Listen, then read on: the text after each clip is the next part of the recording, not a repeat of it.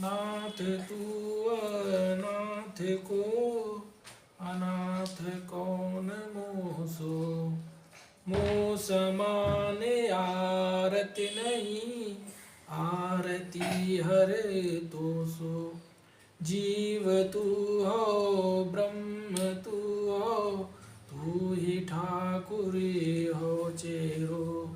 ताते मात गुरु सखा तुम्ही हो, सब विधि तू मेरो।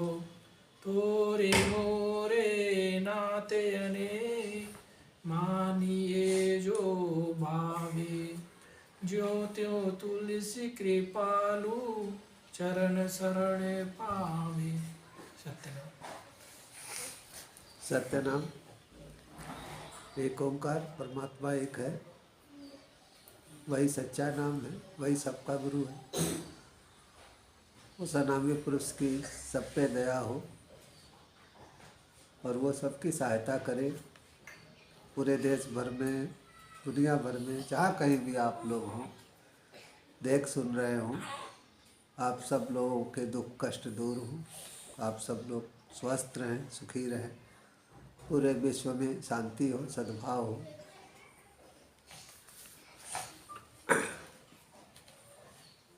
आज हम लोग चर्चा करेंगे कबीर साहब के एक भजन पे। तो गुरु महाराज कबीर साहब इस भजन में फरमाते हैं कि शरीर धारण करके संसार में सब दुखी हैं, लेकिन शरीर धारण करके ऐसे भी लोग हैं जो सुखी हैं। तो दुखी कौन कौन लोग हैं, सुखी कौन कौन लोग हैं, आज इस बात पे विचार करेंगे।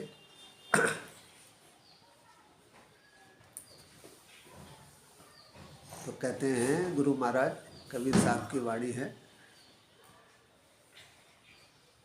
तन धर सुखिया कोई न देखा, तन धर सुखिया कोई न देखा।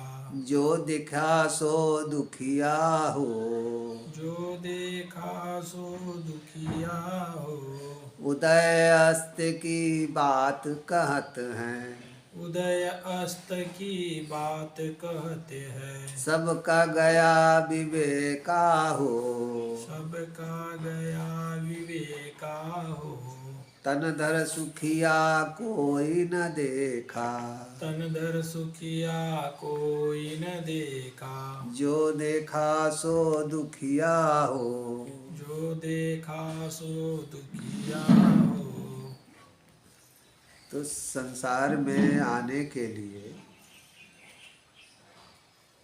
बड़ा इंतज़ार करना होता है।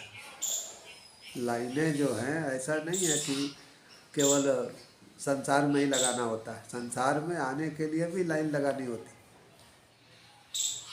कोई साल भर इंतज़ार करता है, कोई 2 साल, 5 साल, 10 साल, 20 साल, ऐसे भी है जीव हैं जो 2-2 हज़ार वर्ष इंतज़ार करते हैं, 2-2 हज़ार, 5-5, 10-10 हज़ार वर्ष। और इतना इंतज़ार के बाद भी संसार में आके सुखी न रहे तो शरीर धारण का फायदा क्या है।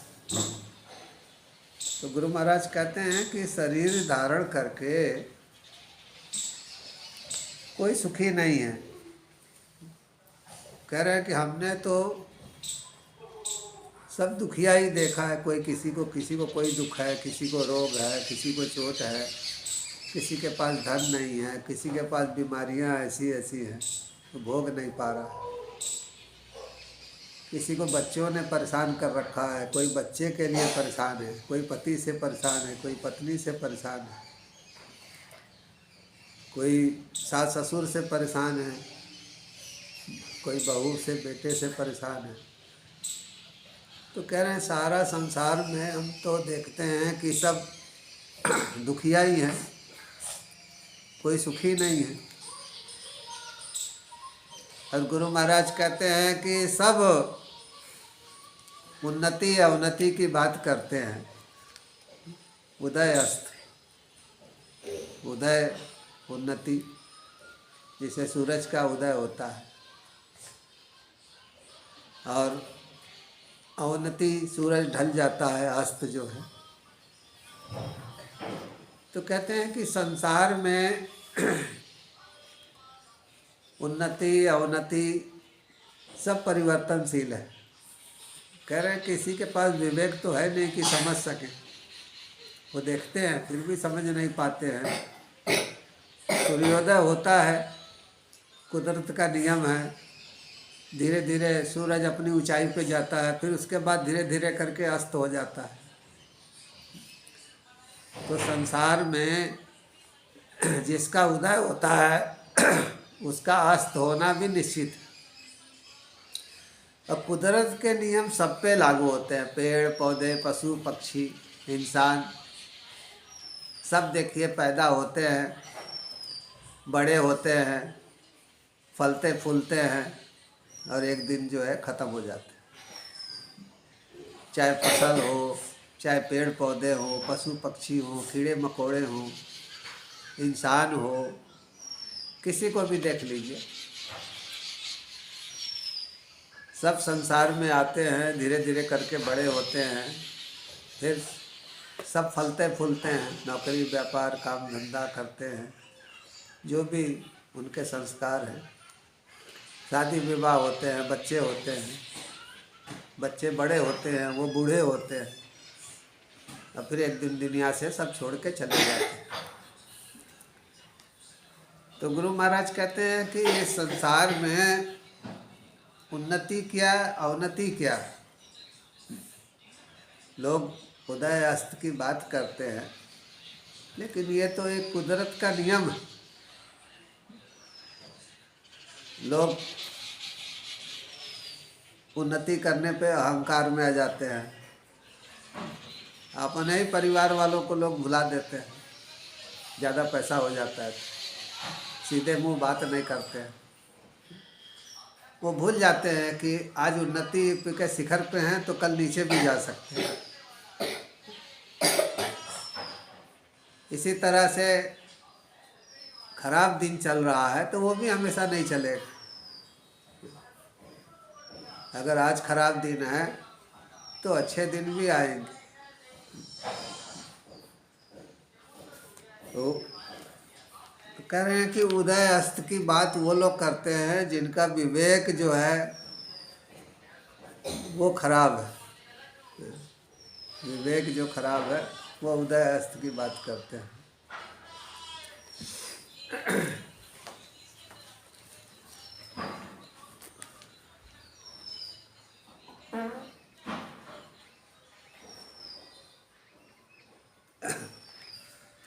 आगे गुरु महाराज फरमाते हैं,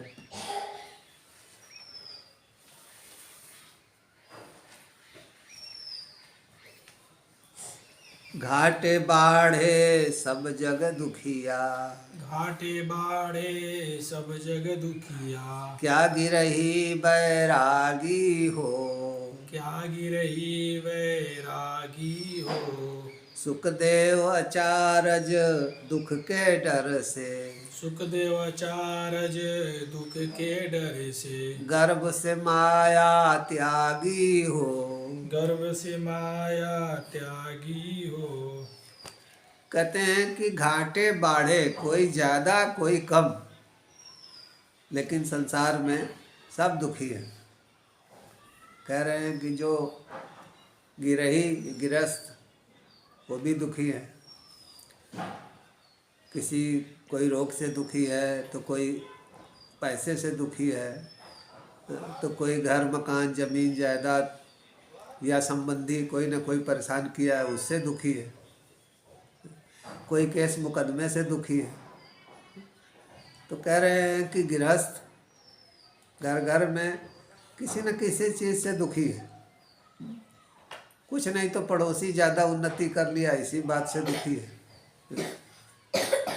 अब भाई ज़्यादा उन्नति कर लिया इससे दुखी है। तो कह रहे हैं कि दुख जो है वो घर घर में है। और कह रहे हैं कि ऐसा नहीं है कि दुख जो है गृहस्थों को ही है, जो वैरागी जो सन्यासी है, साधु है, वो भी दुखी है। साधुओं को भी रोग आते हैं, चोट आते हैं, तमाम तरह के संघर्ष करते हैं जीवन में। और साधुओं में भी कंपटीशन है एक दूसरे को देख करके, कि उससे ज़्यादा बड़ा आश्रम हो, उससे बड़ा अनुयायी हो, उससे ज़्यादा अनुयायी हो, उससे ज़्यादा सुख सुविधाएं हो। तो कह रहे हैं कि साधु भी सुखी नहीं है, और कुछ नहीं तो किसी आश्रम में सेवा कर रहा है तो वो भी सोचता है महंत बन जाए, पूरा मठ ही कब्जे में आ जाए। तो कह रहे हैं कि साधु भी जो है वो भी सुखी नहीं। गृहस्थ तो दुखी है ही है, साधु भी सुखी नहीं है, साधुओं के भी अपने कष्ट हैं। कह रहे हैं कि आचार्य सुखदेव जो है, सुखदेव मुनि कह रहे इतने विद्वान महापुरुष जब माता के गर्भ में थे तो जन्म नहीं लेना चाहते थे, 12 बरस तक सोचते रहे जन्म ले कि ना ले कि ना ले। तो माता के गर्भ से ही बाहर नहीं निकल रहे थे कि संसार में जाएंगे तो दुख बहुत झेलना पड़ेगा। तो दुख के डर से कि संसार में जाएंगे तो दुख मिलेगा, इस डर से वो संसार में पैदा नहीं हो रहे थे। अब पैदा होते ही वो चले गए जंगल में तपस्या करने, कि दुख पास ही न फटके। दुख तब फटकेंगे जब घर गृहस्थी में रहेंगे, शादी विवाह करेंगे।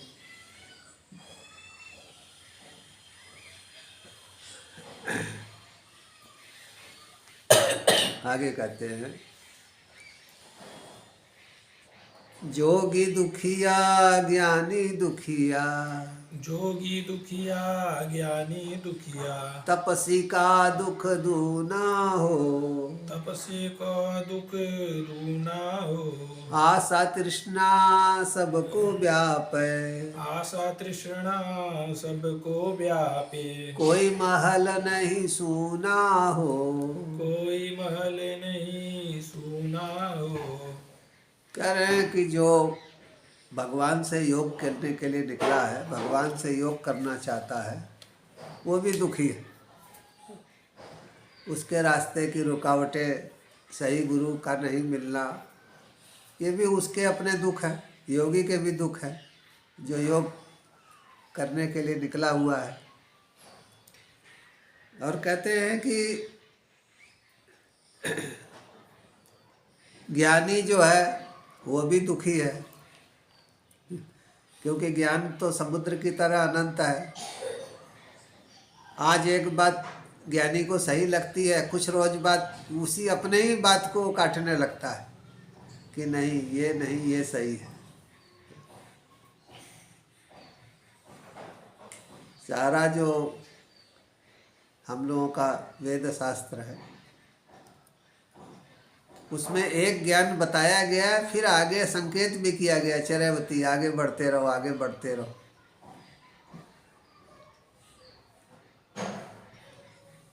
जैसे एक ही ज्ञान पे टिक जाओगे तो फिर आगे का ज्ञान नहीं मिलेगा। जैसे आपने स्टार्ट किया कि मैं शरीर हूँ, लेकिन जब ज्ञानी हो जाओगे तो आपको आभास होगा कि आप शरीर नहीं हैं। अब आगे बढ़ेंगे, फिर आपको दूसरे नंबर पे प्राण मिलेगा तो आपको लगेगा मैं प्राण हूँ, लेकिन जब रिसर्च करोगे तो ज्ञात होगा कि नहीं, आप प्राण भी नहीं हैं। फिर आप पहुँचोगे मैं मन हूँ, फिर रिसर्च करोगे तो फिर पता लगेगा मैं मन भी नहीं हूँ। फिर बुद्धि पे आ जाओगे, मैं बुद्धि हूँ, फिर पता लगेगा आप बुद्धि भी नहीं हो। फिर अहंकार पे आ जाओगे तो आपको लगेगा कि आप वास्तव में एक अहंकार हैं और कुछ नहीं है। फिर आपको ज्ञात होगा कि नहीं, आप अहंकार भी नहीं हैं। आप एक दृष्टा भाव में, साक्षी भाव में, देह के भीतर आत्मा के रूप में विद्यमान है। और वो चेतना जो है वो महाचेतना से जुड़ी हुई है। आपके भीतर जो ध्यान है वो ध्यान जो है एक धारा है जो आत्मा से आ रही है। जैसे सूरज से प्रकाश आता है, ऐसे ही आत्मा से ध्यान की धारा बहती है। और ये धारा पूरे शरीर में बहती है और फिर शरीर के ज्ञानेंद्रियों के द्वारा और शरीर के इंद्रियों के द्वारा फिर संसार की ओर जाती है। तो ये आत्मा की धारा है कि आपकी आंखें देखती हैं। आत्मा की धारा बहनी बंद हो जाए तो आंखें देख नहीं पाएंगी, कान सुन नहीं पाएंगे, आप मुख से खा नहीं पाओगे, जीभ से स्वाद नहीं मिलेगा, आपका हृदय नहीं धड़केगा, सब खत्म। तो आत्मा की धारा जो है वो शरीर में बहती है और शरीर के माध्यम से संसार की ओर जाती है। तो आप वास्तव में क्या हो? तो उत्तर है कि आत्मा की धारा हो। वो आत्मा जो परमात्मा के साथ अभिन्न है, उसका अंश है, अभिन्न है।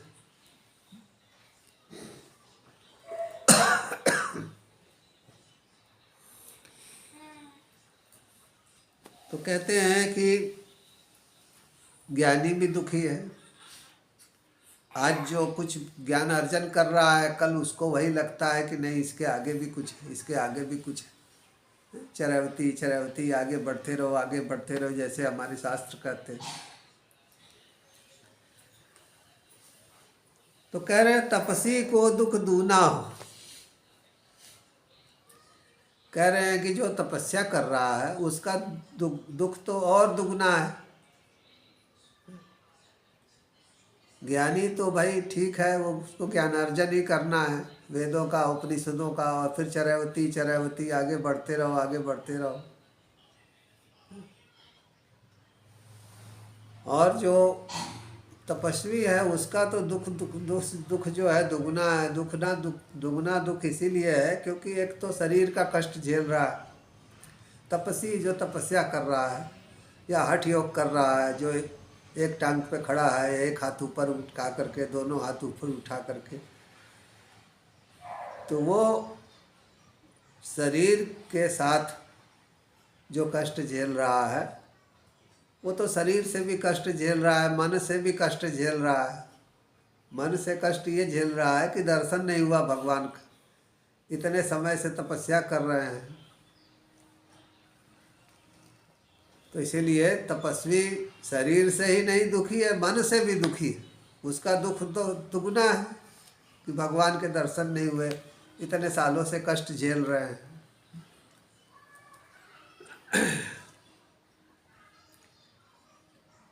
तो कहते हैं कि इसका कारण क्या है, दुख का कारण क्या है? तो वही बात कहते हैं जो भगवान बुद्ध ने कहा कि दुख का कारण इच्छाएं हैं। कबीर साहब भी वही बात कहते हैं कि आशा तृष्णा सबको व्यापे, कोई महल नहीं सूना हो। कह रहे हैं कि आशा, उम्मीद पे, कहते हैं उम्मीद पे दुनिया का, सब उम्मीद पे जी रहे हैं। और तृष्णा, इच्छाएं, तो वो इच्छाएं जो हैं, आशा जो है, कोई ना कोई किसी चीज़ से जो है हम उम्मीद करते हैं, आशा करते हैं।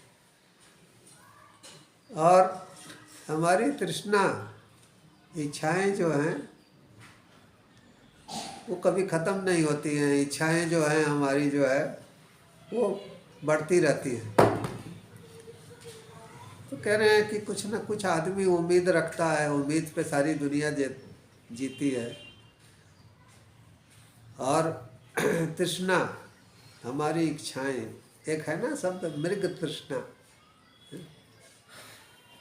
जैसे कस्तूरी जो है हिरण की नाभि में होती है, लेकिन उसके अंदर, वृक्क के अंदर इच्छा हो जाती है उसके दिमाग में कि ये सुगंध बाहर से आ रही।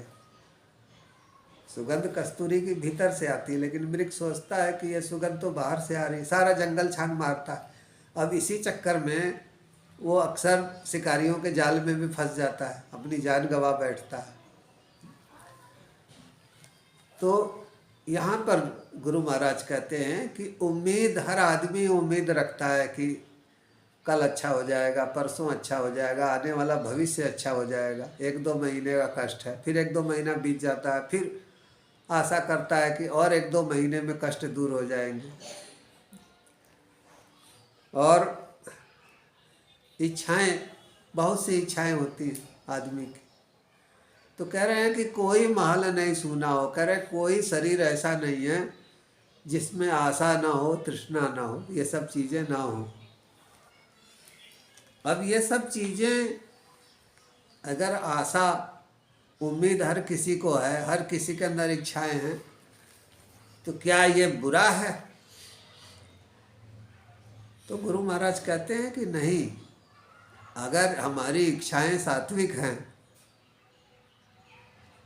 सात्विक मतलब जो हमारी थोड़ी बहुत इच्छाएं हैं और किसी का उसमें नुकसान नहीं है, किसी का अहित नहीं है, तो इसमें बुराई नहीं है। और सात्विक इच्छाएं हैं, और उन इच्छाओं में एक इच्छा ये भी हो कि अपने को जानने की इच्छा, अपने को जानने की इच्छा, और परमात्मा को, जो वास्तव में रियल में जो परमात्मा है, सर्वव्यापी जो चेतना है, तो अपनी चेतना और महाचेतना, सर्वव्यापी चेतना, उसको जानने की इच्छा, उससे जुड़ने की इच्छा, तो ये अगर इच्छाएं हैं तो ये बुरा नहीं है। और बाकी इच्छाएं में क्या दिक्कत है? बाकी इच्छाओं में दिक्कत यह है कि हमारी अगर बाकी इच्छाएं पूरी नहीं हुई तो फिर दोबारा आना पड़ता है संसार में, अब बार बार आना पड़ता है।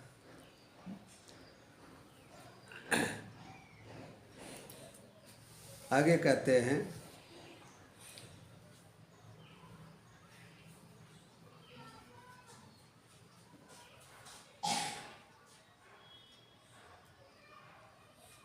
साच कहो तो कोई न माने, साच कहो तो कोई न माने, झूठ कहा नहीं जाई हो, झूठ कहा नहीं जाई हो। ब्रह्मा विष्णु महेश्वर दुखिया, ब्रह्मा विष्णु महेश्वर दुखिया, जिन यह राह चलाई हो, जिन यह राह चलाई हो।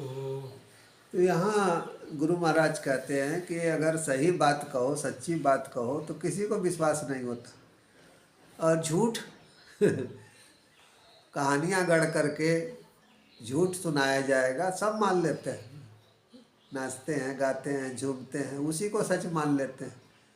लेकिन गुरु महाराज कहते हैं कि अफसोस कि सच्ची बात कहो तो किसी को विश्वास नहीं होता। तो गुरु महाराज कहते हैं कि सिर्फ इंसान ही दुखी नहीं है, कहते हैं कि ब्रह्मा दुखी हैं, विष्णु दुखी हैं, महेश्वर दुखी हैं, जिन्हें यह राह चलाई हो, जो इस सृष्टि को चला रहे हैं।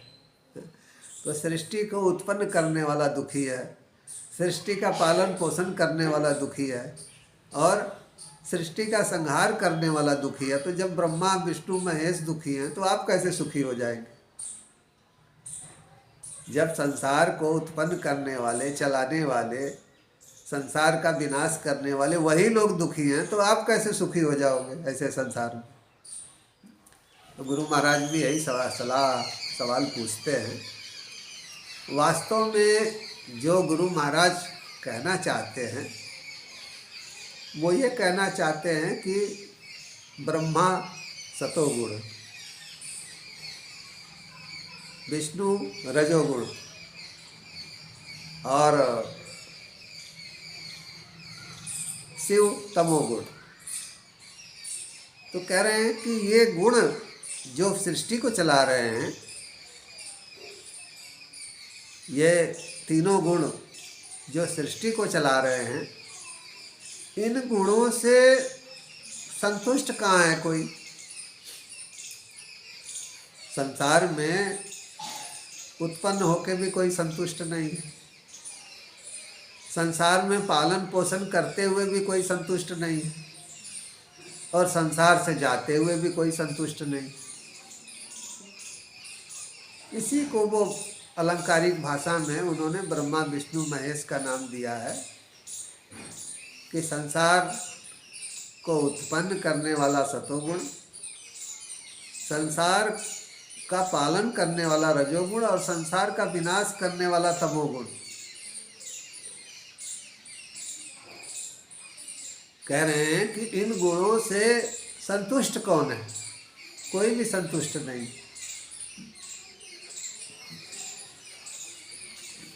तो वो कहना चाहते हैं कि गुणों से इस संसार में कोई संतुष्ट नहीं है।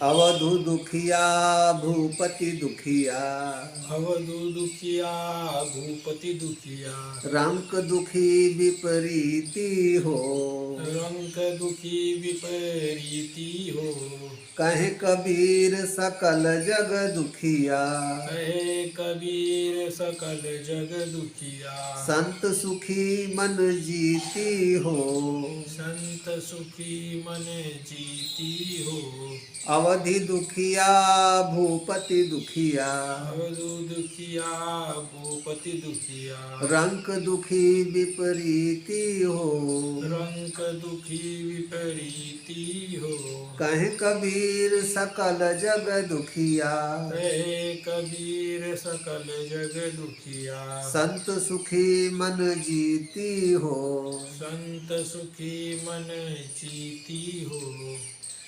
कह रहे हैं कि जब तक परमात्मा का अनुभव ना हो जाए, और वधु जहाँ पे वध नहीं है, एक सन्यासी है, अघोरी है, अवधू है, तो वो भी जब तक उस स्थिति का अनुभव न कर ले, उस स्थिति में पहुँच न जाए जहाँ पर वध नहीं है, जो अवधू की स्थिति को प्राप्त न कर ले, तब तक तो उसका भी दुख है। यह भूपति कह रहे हैं जिसके पास बहुत जमीनें हैं, जायदाद है, राजा है, वो भी दुखी है। आप देखिए कि हमारे जो प्रधानमंत्री जी है, वो तो एक आध्यात्मिक महापुरुष है। आप हमेशा ही उनको खुश देखते हैं, मुस्कुराते हुए। लेकिन बहुत सारे देशों के आप प्रधानमंत्री हैं, राष्ट्रपति हैं, उनको देखेंगे कि वो हमेशा टेंशन में रहते हैं।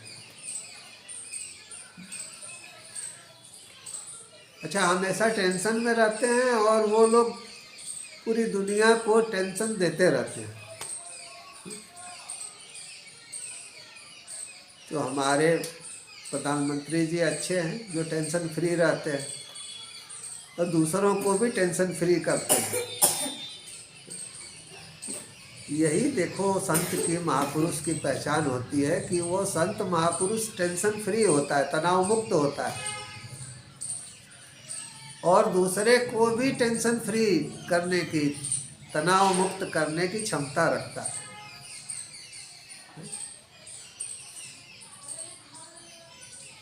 तो गुरु महाराज कहते हैं कि बड़े बड़े राजा महाराजा दुखी हैं संसार में, साधु सन्यासी दुखी हैं, और कहते हैं कि जो गरीब आदमी है, यानी राजा महाराजा के विपरीत जो गरीब आदमी है, वो तो बेचारा तन से भी दुखी है, मन से भी दुखी है, धन से भी दुखी, उसका दुख तो अथाह है। तो फिर पूरे संसार में सुखी कौन है? तो आखिर में कहते हैं कि कहत कबीर सुनो भाई साधो, साधु अच्छे लोग जो साधना कर रहे हैं, जो सत्संग में आते हैं, भगवान को जानना चाहते हैं, सब साधु हैं।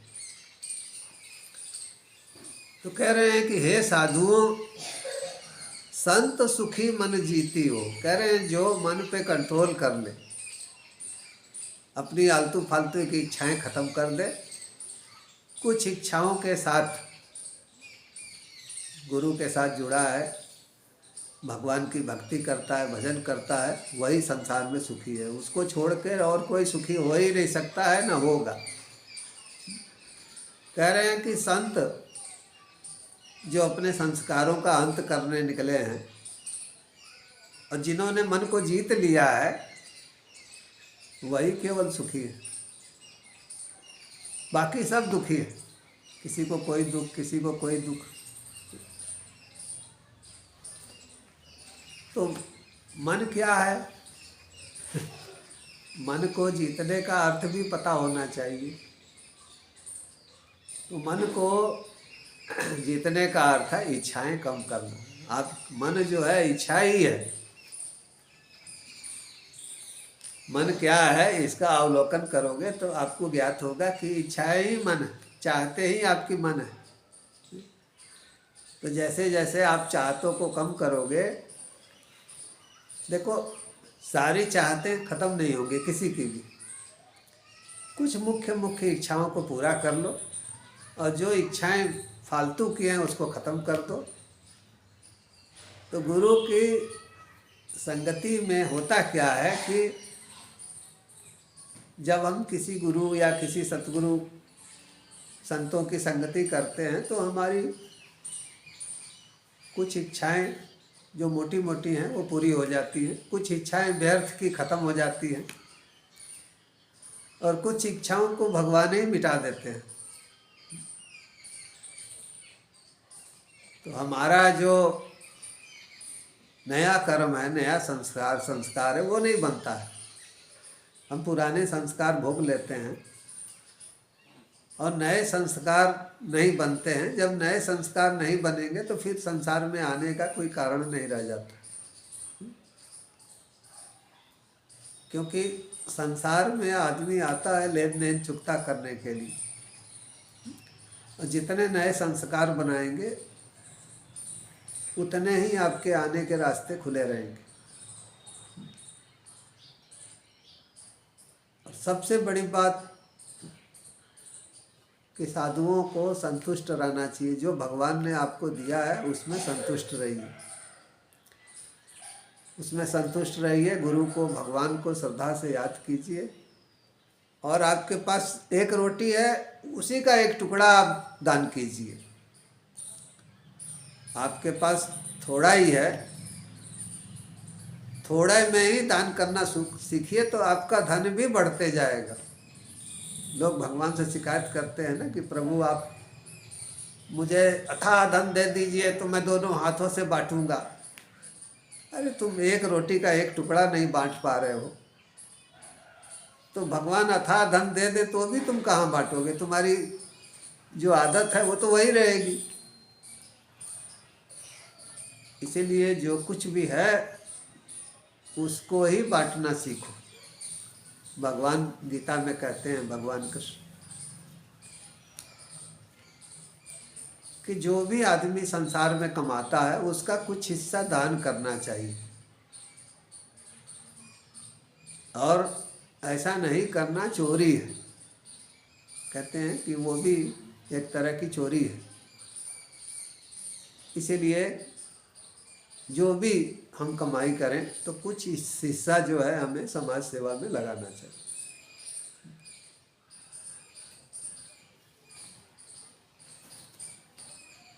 आश्रम में भंडारे की तैयारी चल रही है। शुक्रवार 16 जनवरी 2026 को आप सब लोग आमंत्रित हैं और इस महायज्ञ में अपनी स्वेच्छा से जो भी आप लोग सहयोग कर सकते हो कर सकते हैं। जो सहयोग कर रहे हैं उन सब लोगों को आशीर्वाद, अपने काम में लगे रहें। और हर साल जो गरीबों को कंबल वितरण किया जाता है वो इस साल भी किया जाएगा। तो जो लोग भी चाहते हों कि उनके नाम से, उनके परिवार के नाम से कुछ कंबल वितरित किए जाएं तो वो भी जो है निवेदन कर सकते हैं। और आश्रम में कुछ चीज़ें जो ज़रूरत की हैं उनकी भी खरीदारी की जा रही है ताकि हम लोग भंडारे के जो सामान है उसके लिए आत्मनिर्भर हो जाएं, हमें बाहरी सामान बनाने पे निर्भरता कम से कम रहे। तो आप सब लोग जो भी अपना सहयोग करना चाहते हो कर सकते हैं। और पूरे देश भर में, पूरे भारत में, हमारे महान देश भारत के घर घर में, दुनिया भर में जहाँ कहीं भी आप लोग देख सुन रहे हो, उस मालिक से विनती है, उस अनामी पुरुष से, कि आपके दुख कष्ट दूर हो, आप सब लोग स्वस्थ रहें, आप तन मन धन से स्वस्थ हो, पूरे विश्व में शांति हो, पूरे विश्व में सद्भाव हो। आज इतना ही। सत ब्रह्मानंदम ब्रह्मानंदम परम सुखदम परम सुखदम केवलम ज्ञान मूर्तिम केवलम ज्ञान मूर्तिम द्वंद्वातीतम द्वंद्वातीतम गगन सदृशम गगन सदृशम तत्त्वमस्यादि लक्षणम तस्मस्यादि लक्षणम एकम नित्यम एकम नित्यम विमलमचलम विमलमचलम सर्वधि साक्षिभूतम सर्वदी साक्षीभूतम भावातीतम भावातीतम त्रिगुणरहितम गुणरहितम सद्गुरु त्वं नमामि सद्गुरु त्वं नमामि सद्गुरु त्वं नमामि सद्गुरु त्वं नमामि। मानुष भजले गुरु चरणम मानुष भजले गुरु चरणम दुस्तर भव सागर तरणम दुस्तर भव सागर तरणम मानुष भजले गुरु चरणम मानुष भजले गुरु चरणम भव बाधा भव बंधन हरणम भव बाधा भव बंधन हरणम मानुष भजले गुरु चरणम मानुष भजले गुरु चरणम असरण को प्रभु ले शरणम असरण को प्रभु दे शरणम मानुष भजले गुरु चरणम मानुष भजले गुरु चरणम। एक ओंकार सत्य नाम वाहेगुरु अनामी पुरुष दयाल की दया अनामी पुरुष सदा सहाय। सत सत सत सत।